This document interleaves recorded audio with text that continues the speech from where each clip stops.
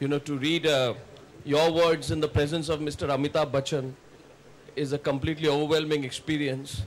But the only worst thing than being asked to speak before Mr. Amitabh Bachchan is being asked to speak after Mr. Amitabh Bachchan. So I'm very grateful for this order that you've taken us through.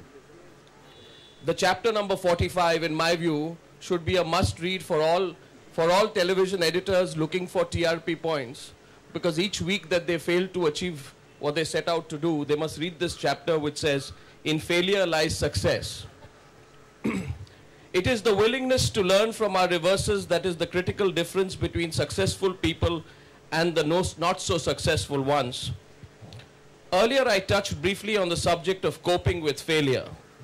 Every May and June, when results of school boards and of examinations for entry to professional courses are announced, we see huge disappointments and even suicides by some students who did not make it. I think it is time for a larger discussion. The basic point I wish to get across is that we ought to change our perceptions of failure.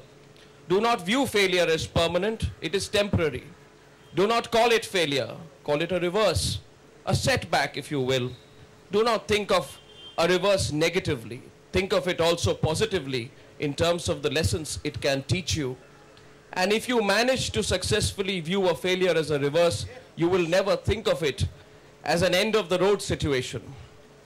Instead, you will view it as a bend in the road which could lead on to broader avenues. As teenagers, your reverses at this time of the year, at least, are largely of the academic kind. To you, and more importantly to your parents, I would like to pose one question. Think of any topper in any endeavor, be it sports or painting or in business or politics or in the performing arts. Was that person a topper in studies? The answer most definitely is a no. So if the best are not really academic successes, a reverse can never really be a closed chapter in your career.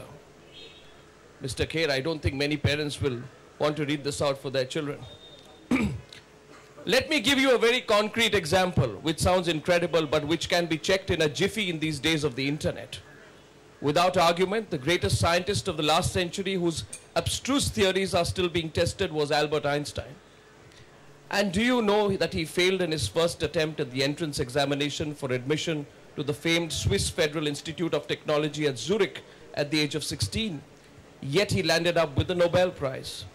Similarly, you can search for the legendary story of Robert de Bruce, the legendary king of Scotland, who was inspired by a spider, and after failing to dislodge the British from his country in 6 battles, he succeeded in his 7th attempt. Reverses may be linked with academics in our competitive milieu, but as we all realize, reverses will occur in every field, in our finances, our occupation, our relationships, and many more. It is therefore imperative that we learn to analyze our reverses and never fear them. Every decision that we take has a 50% chance of success and an equal chance of failure. Yet we have all got to take decisions. So we must accept that the road to success will always be littered with mistakes and reverses. It is the willingness to learn from our reverses that is the critical difference between successful people and the not so successful ones. So, do not be terrified of failure or reverses.